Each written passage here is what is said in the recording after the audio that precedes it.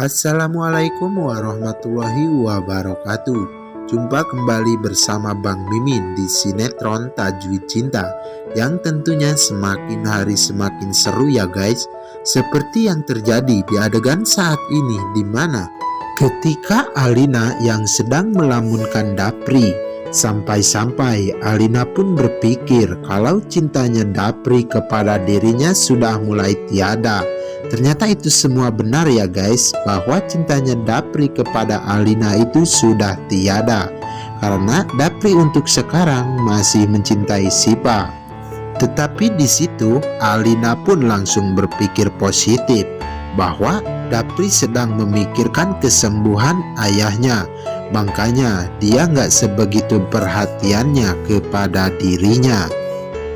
Di adegan lain, di mana ketika pembantunya Ibu Indri masuk ke dalam ruangan Pak Rizky, di situ pun ada Dapri yang sedang tertidur. Lalu Dapri pun mengigo terus-terusan memanggil nama Sipa. Lalu pembantu tersebut pun merasa aneh, kenapa Dapri terus-terusan memanggil nama Sipa, bukan Alina. Di situ pun pembantunya langsung membangunkan Dapri. Dapri pun terbangun dan langsung lihat HP. Ternyata ada panggilan dari Alina. Dapri pun langsung menelpon balik kepada Alina. Di situ pun terlihat dari raut wajah Alina yang begitu bahagia ketika mendapat telepon dari Dapri. Akhirnya Dapri dan Alina pun ngobrol. Ketika Dapri ingin menutup teleponnya, Alina pun melarang Dapri karena Alina masih kangen kepada Dapri. Tetapi pada saat itu Dapri harus pulang karena mamanya di rumah pun sedang sendirian. Lalu Alina pun berbicara kepada Dapri bahwa mamanya di rumah tidak sendirian. Mamanya di rumah sedang bersama dengan Sipa. Di situ pun Dapri sangat begitu bahagia ketika mendengar mamanya di rumah sedang berada dengan Sipa. Di situ pun Alina mulai sadar bahwa dirinya tidak boleh egois dan membiarkan Dapri untuk menutup teleponnya. Sepertinya ya guys, di episode yang akan datang Dapri akan berterus terang kepada Alina bahwa dirinya sudah tidak suka lagi kepada Alina, dan mungkin Dapri akan menggagalkan pernikahan dirinya dengan Alina. Dan di adegan sebelumnya, di mana ketika Tante Indri yang meminta izin ke Alina bahwa Tante Indri ingin Sipa menginap di rumah Tante Indri, di situ pun Alina sangat bingung untuk menjawab pertanyaan Tante Indri. Lalu Alina pun menjawab bahwa itu semua terserah Sipa, dan Sipa pun mau menginap di rumah Tante Indri. Di situ pun terlihat dari raut wajah Tante Indri yang sangat begitu bahagia ketika Sipa mau menginap di rumahnya. Lalu Alina pun pulang, dan sesampainya di rumah Alina pun langsung memarahi mamanya karena kelakuan mamanya membuat Alina malu di depan Dapri dan Tante Indri.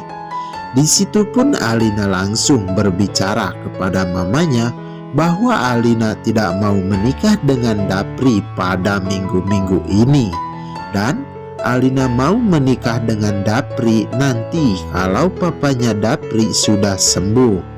Lalu Bu Nadia pun sangat kekeh ingin menikahkan Alina dan Dapri pada minggu-minggu ini. Tetapi Alina benar-benar tidak mau. Alina pun langsung pergi dari hadapan Tante Nadia.